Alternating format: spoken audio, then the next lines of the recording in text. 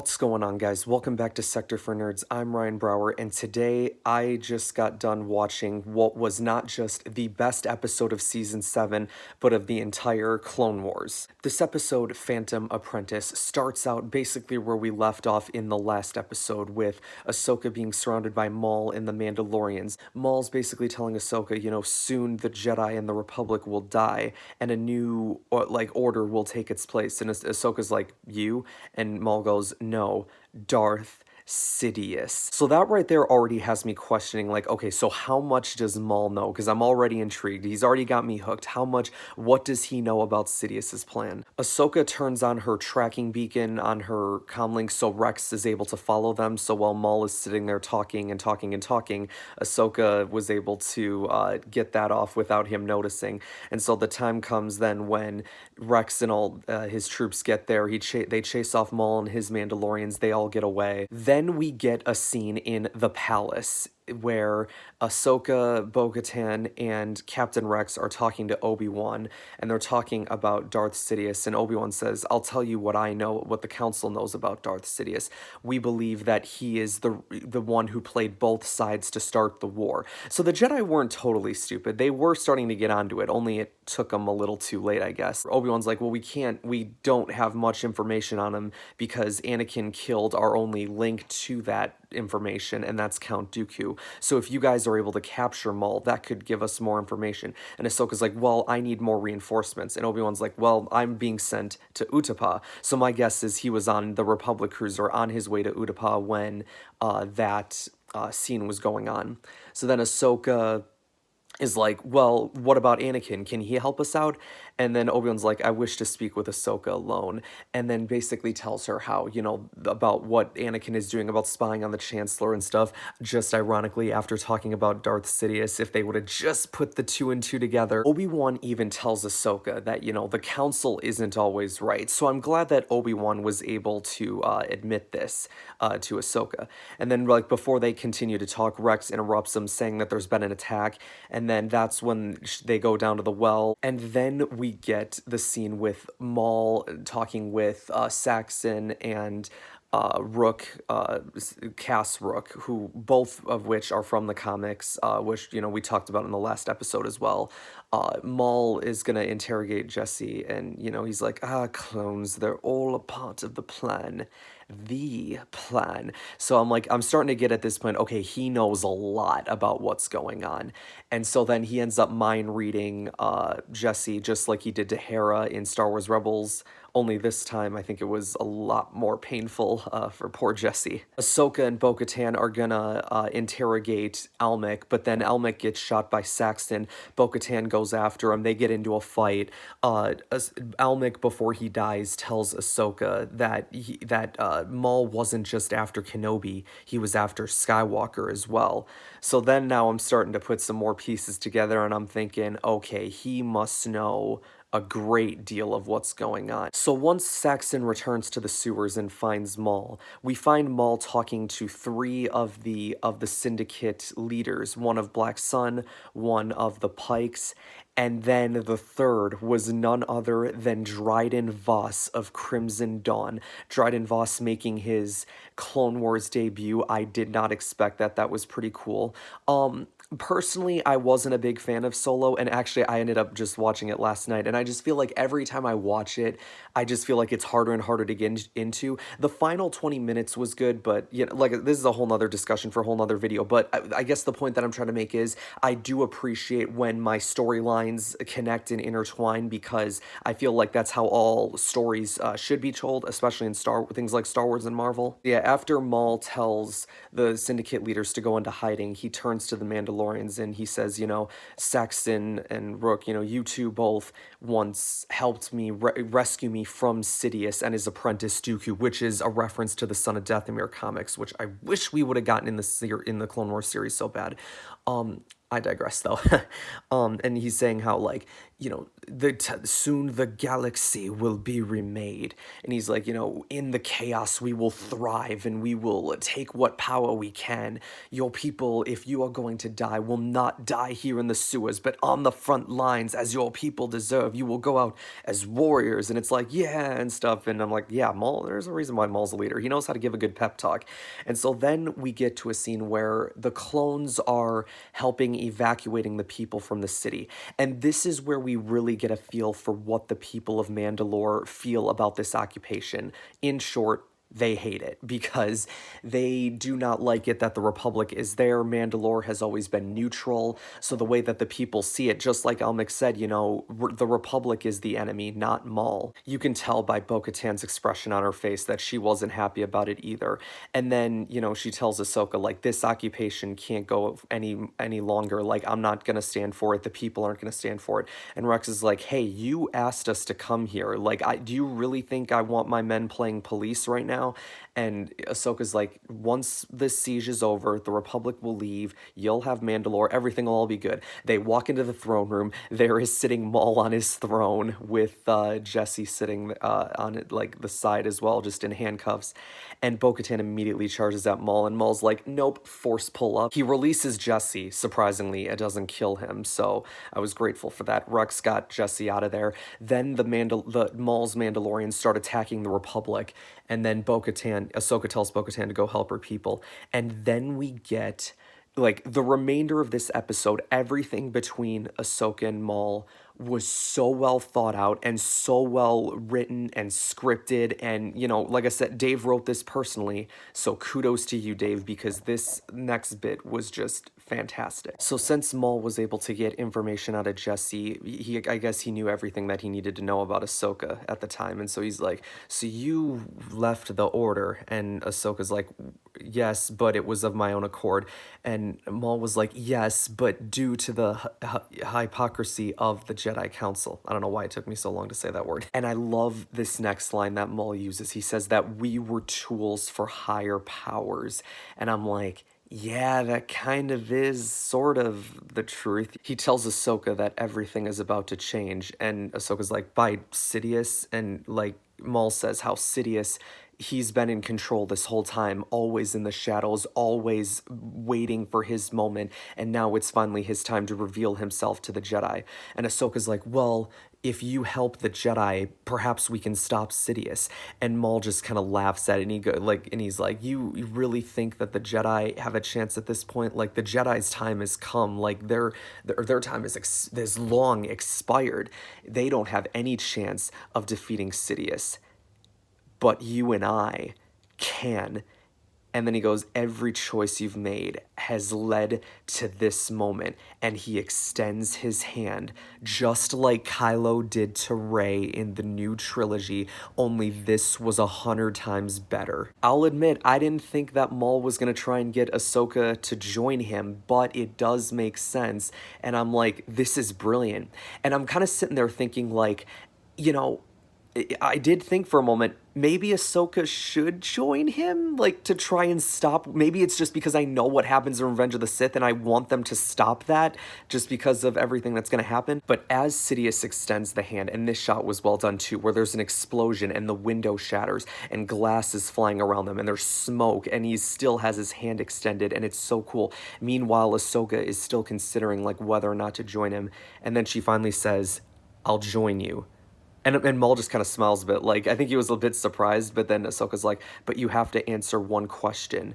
What do you want with Anakin Skywalker? And Maul's response was, he's the key. And Ahsoka says, you mean to bring balance to the Force? And Maul's like, no, to break the balance. He's been groomed in this role from the very beginning to be my master's next apprentice. And in that moment, I'm like, holy crap, Maul knows everything. He foresaw everything that was going to happen in Revenge of the Sith, and he was trying to stop it. The whole reason why he orchestrated this siege of Mandalore was to try and get Kenobi and Skywalker to come, so in his words, he could rid Sidious of his prized pupil. And Ahsoka says, you lie. which is the line that Obi-Wan said to Dooku in the Lost Missions. And I'm sitting there going, no, no, no, wait, Ahsoka, I know it sucks, but he's actually telling the truth. And then Yoshi says, I know, Anakin, your vision is flawed. So granted, like, yeah, Ahsoka should never have joined Maul anyway, because, like, that would have led Ahsoka down the dark path, and that's not a path that she needs to go down.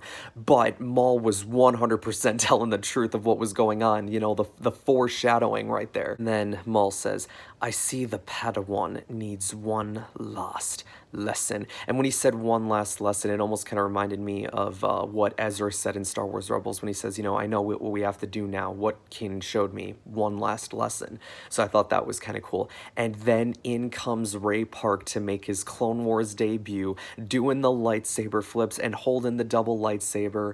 It just, you could tell that this saber fight was different. You could tell that Ray Park was doing it. You could just feel like his presence being there, as if this was like a live action movie. It was so awesome. This saber fight was epic. And, you know, Ahsoka taunts Maul a little bit, and she's like, you know, you're lucky Anakin didn't show up, because with the way you're fighting, you wouldn't have lasted long. Ahsoka kicks Maul out of the glass window, and she tries to run after him, but then he ends up running off. Ahsoka follows in pursuit.